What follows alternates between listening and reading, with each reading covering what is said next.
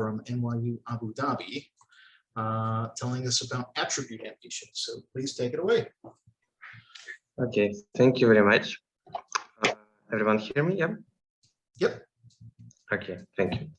So thank you very much for this symposium. And today I will speak about how objects can escape attribute amnesia, or are meaningful objects special? So what do we actually remember about the information we just attended? Intuitively, it seems that people think that if they focus their attention on some information, this information will be available a few seconds later. So if I ask you to identify the location of a letter, will you later remember what the letter or identity of the letter or the color of this letter? So actually, observers are failed to report the letter if in a bunch of trials they were asked to find location of the letter. And surprisingly, in one trial after, they asked to report which letter they saw previously. They cannot do this task, and this phenomena is called attribute amnesia, when observers cannot report the attribute or feature of a stimulus previously just recently saw.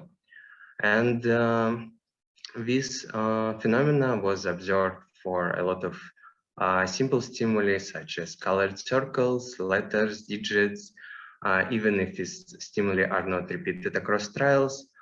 However, attribute amnesia eliminated once participants are forced to hold this feature in their memory for a brief time. So it seems that probably attribute amnesia reflects some lack of memory consolidation. However, the interesting question is whether attributed amnesia occur for the meaningful objects, because we encounter these objects quite often in the real world.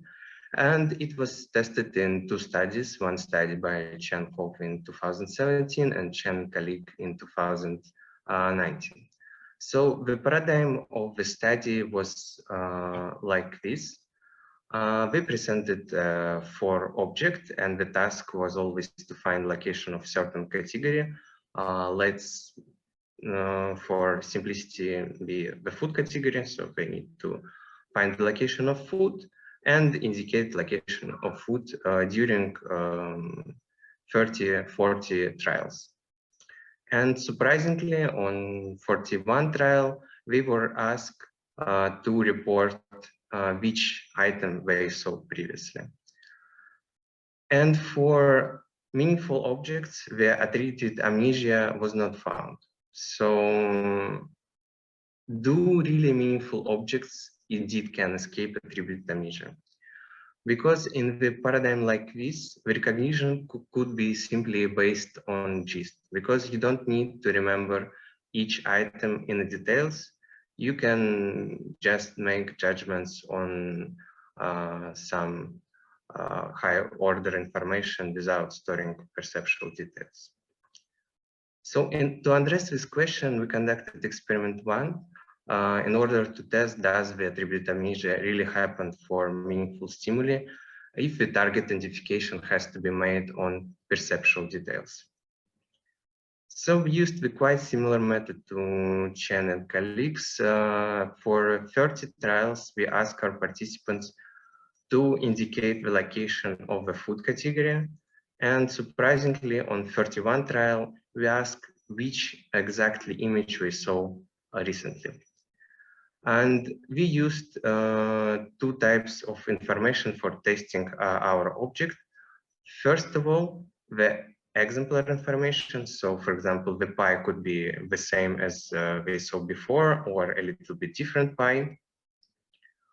And the state information. So it could be full as it shown before or cut it. So we manipulated both exemplar and state information. And the whole procedure you can see here. So what we actually analyze in all our experiments is the percent of errors. So imagine that presented pi is on the right part of the screen, and you can actually make three kinds of errors. You can correctly report exemplar but incorrectly state that you saw the same pi but it was cut now. You can incorrectly report exemplar but correctly state that it is full but another pi, or you can fail with both, so report incorrect exemplar and incorrect state. As you can see in the pre-surprise tiles, there are not a lot of incorrect location identification. Let's go to the surprise trial.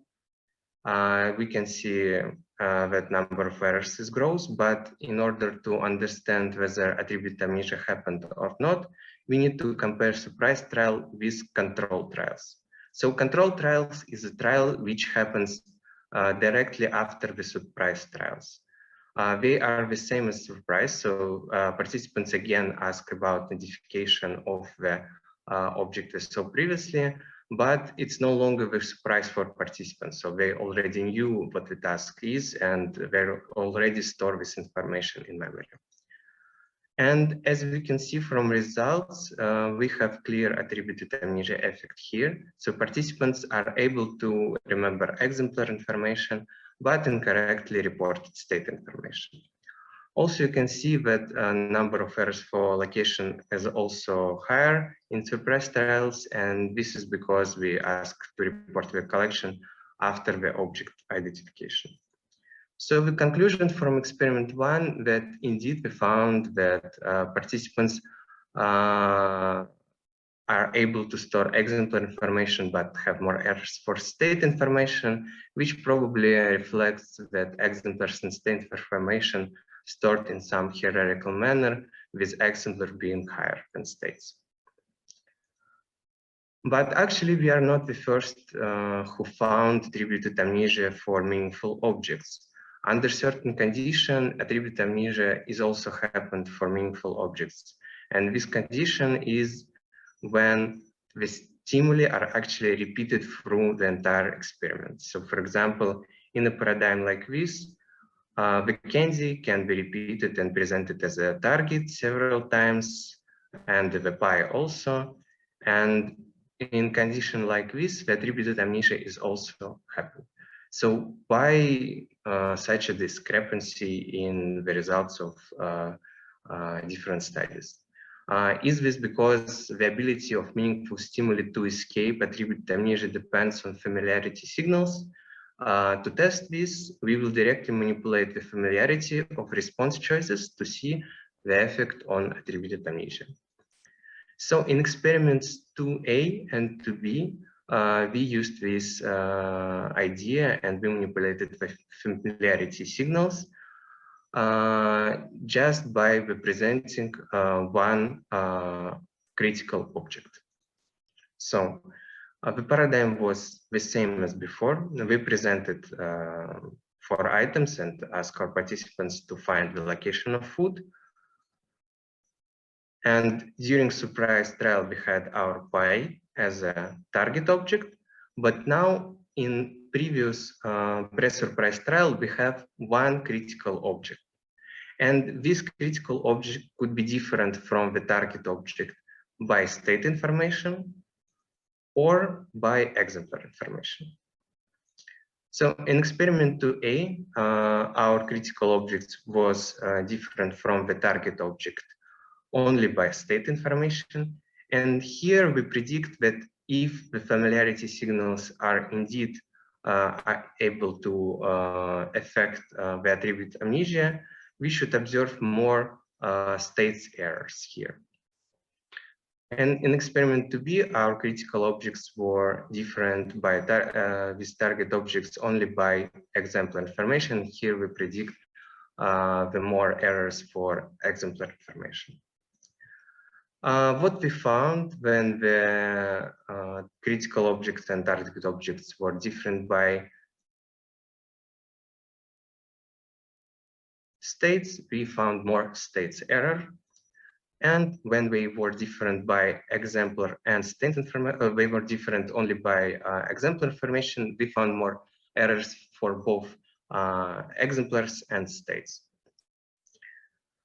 But can we use these familiarity signals to eliminate attributed amnesia? And in order to check that, we conducted experiment to see. Now, in a batch of pre-surprise trials, instead of different objects from the target objects, we used the same object as a target object.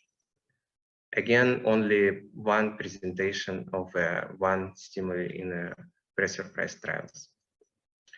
And now we can see clear evidence that no attributed amnesia is happened. So simple presentation of one object eliminate the attributed amnesia effect.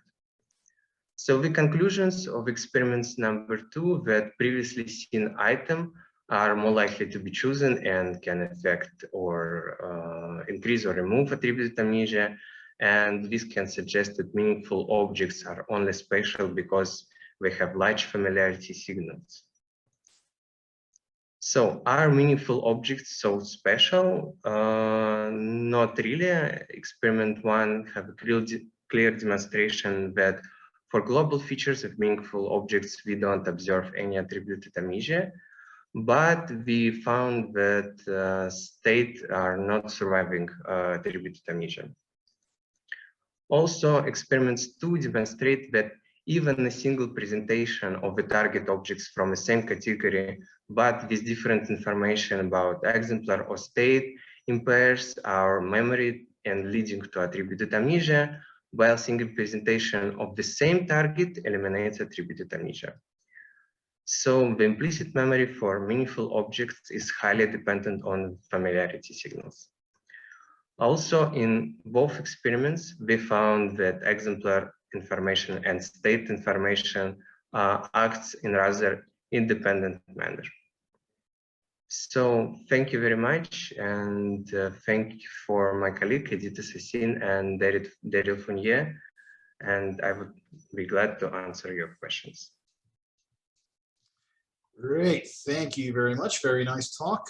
So I don't see any hand raised, but there is a question from Kay in the Slack channel. Oh, actually, Kian, if you're here, you can go ahead and unmute yourself. Oh, sorry, I'm looking at the wrong thing. So Kay, you're up. Yep, thank you for a really cool result. I really liked your manipulation of the familiarity signal, but and you effectively showed that people had some memory about the previous target, if I understand your result correctly, right? So does that mean that the AA is a source confusion type of errors as opposed to true forgetting? However, if we will look back to the results of the experiment 2A and 2B, and if we will collect all these errors together, they will be around 0.5%. So yeah, here they are really unable to report correctly the item itself. So they are at chance level here. Right. So is it possibly the confusion with the previous? So I guess how much of that is due to the fact that they confused with the target that happened in the previous trials or some other places? If you can. Yes. So yeah. it's all about the confusion during the report. So they are not able to discriminate between these two different sources of familiarity signals. So they have some information about in pre-surprise trials and in these surprise trials, and we are not able to differentiate between these two. Great, thank you. Great. All right, so we just hit 11:30. So if you do have any additional questions, I'm going to ask that you hold on to them and share them via Slack. We can return to them during the discussion. Thank you, Yuri, for a very nice talk.